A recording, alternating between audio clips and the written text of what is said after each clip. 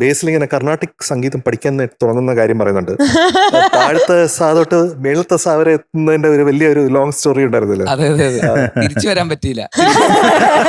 സരിഗമ പദനിസ വരെ എത്തി, തിരിച്ചു വരാൻ പറ്റണില്ല. അല്ലല്ല, ആ സരിഗമ പദനിസയിൽ എത്തി കഴിഞ്ഞപ്പോഴേക്കും പാട്ട് പഠിപ്പിച്ച ടീച്ചർ തബലക്കാരനോട് ഒളിച്ചോടി ആ സൈന്ന് തിരിച്ചിപ്പുറത്തെ സായിലേക്ക് പഠിക്കാൻ പറ്റിയില്ല. അവിടെ ഗസ്റ്റ് അതുപോലെ ജഡ്ജൊക്കെ ആയിട്ടിരിക്കുന്നത്. മോളത്തെ സാരി നിക്കാണ്. അപ്പൊ വിഷ്ണു പഠിച്ചോ, സംഗീതം പഠിച്ചോ? ഇല്ല സർ, ബേസിൽ പഠിച്ചിട്ട് പഠിക്കാന്ന് വിചാരിച്ചു. സിനിമയിൽ ഗാനഗുണ്ടയില്ലേ? അതെ അതെ, ഗാനഗുണ്ടുണ്ട്. അതെങ്ങനെയാണ് അത് വന്നത്? എനിക്ക് തോന്നുന്നു ടോബിക്ക് ഒരു എന്താ പറയുന്ന ഒരു സംഗീതജ്ഞനെ പ്ലേ ചെയ്യണമെന്ന് ഭയങ്കര ആഗ്രഹമായിരുന്നു. പക്ഷെ ഞങ്ങള് ഗുണ്ടയും കൂടെ ചേർത്താണ് കൊടുത്തത്. അപ്പൊ ഒരു ഗാനഗുണ്ട അതില് പാട്ടൊക്കെ പാടുന്നുണ്ട്. അപ്പൊ എന്തായാലും കാണുമ്പം കറക്റ്റ് മനസ്സിലാവും. ഓക്കെ, ഗംഭീരമായിട്ട് മുന്നോട്ട് പോകുന്നുണ്ടെന്ന് മനസ്സിലാക്കുന്നുണ്ട്. ബേസിൽ എന്താണ് ഈ സിനിമയെ പറ്റി പറയാനുള്ളത്? ഇതൊരു ക്യാമ്പസ് എന്റർടൈനർ ആണ്. ബേസിക്കലി ഒരു കോളേജിൽ, സാറ് ട്രിവാൻഡ്രം എഞ്ചിനീയറിംഗ് കോളേജിൽ. പിന്നെ നമ്മള് അപ്പൊ ഇലക്ട്രിക്കൽ അല്ലേ? അതെ അതെ അതെ. വിനീത് പക്ഷേ ഇലക്ട്രിക്കൽ അല്ലല്ലോ. ഞാൻ മെക്കാനിക്കൽ ആയിരുന്നു. മെക്കാനിക്കൽ. വിഷ്ണു എഞ്ചിനീയർ ആണോ? അല്ല, ഞാൻ BBA. ഓക്കെ.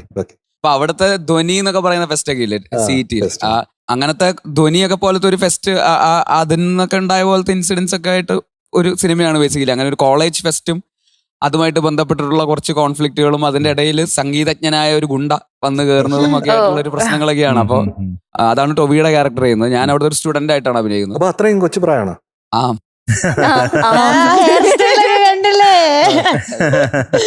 കുറച്ച് യങ്ങായി.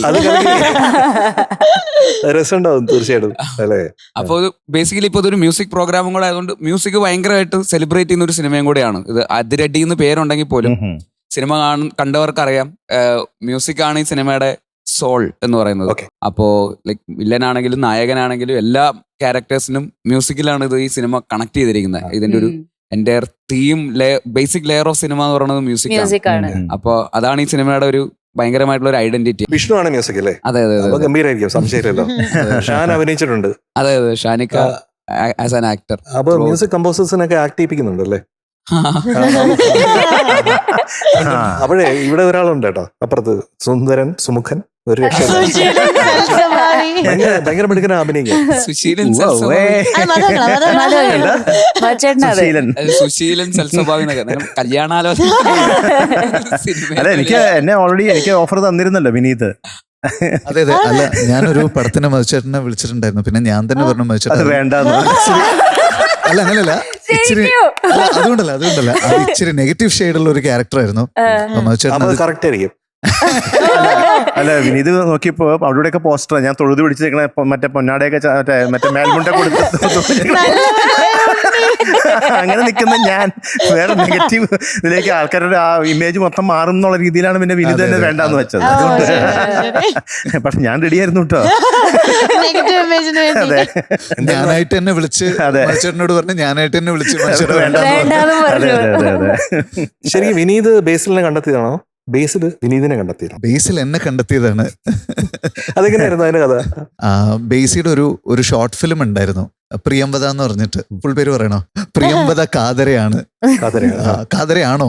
അല്ലെ, ആണോ? അപ്പോൾ ആ ഷോർട്ട് ഫിലിം എനിക്ക് അയച്ചു തന്നിട്ട് അത് കാണാൻ പറ്റുമോ എന്ന് ചോദിച്ചു. അപ്പോൾ ആ സമയത്തൊക്കെ നമുക്ക് ഈ 2011-12 ടൈമിലൊക്കെ ഒരുപാട് ഷോർട്ട് ഫിലിംസ് ആൾക്കാർ ചെയ്യുന്ന ഒരു സമയമല്ല.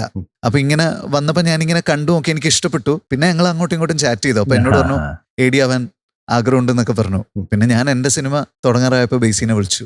അങ്ങനെ അങ്ങോട്ടും ഇങ്ങോട്ടും ഒരു അതെ ഫേസ്ബുക്ക് ഫ്രണ്ട്സ്.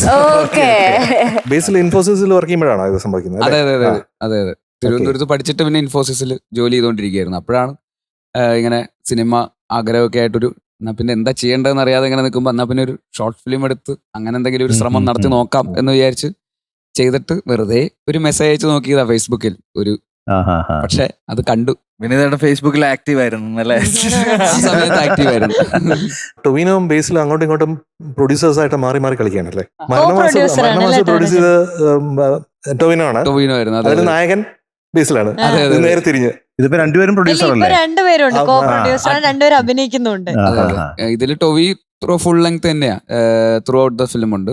അവൻ കോ പ്രൊഡ്യൂസറാണ് ഈ സിനിമ. ഈ അതിരടി എന്ന് പേരിടാൻ കാരണം എന്താ?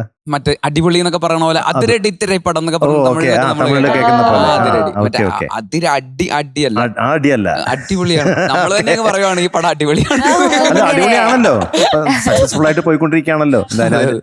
അതെ അതെ അതെ. പടം വളരെ അടിപൊളിയായിട്ട് പോകുന്നു എന്ന് പറയുന്നതിൽ വളരെയധികം സന്തോഷമുണ്ട്. തിരക്കിലൊന്നും കാണാൻ പറ്റിയിട്ടില്ല, നമ്മൾ കാണാൻ പോവാണ് അല്ലേ, നമ്മളെല്ലാവരും കണ്ടു നോക്ക് എന്തായാലും. നേരത്തെ പറഞ്ഞ പോലെ മ്യൂസിക്കും കൂടെ ഉള്ളതുകൊണ്ട് ചിലപ്പോ നിങ്ങൾക്ക് കുറച്ചുകൂടെ കൂടുതൽ ഇഷ്ടപ്പെടും. ഞങ്ങൾക്ക് ഈ ഷൂട്ടിന്റെ തിരക്കൊണ്ട് ഇതുവരെ കാണാൻ സാധിച്ചില്ല. എന്തായാലും ഉടനെ തന്നെ ഞങ്ങൾ എല്ലാവരും പോയി കാണുന്നത്.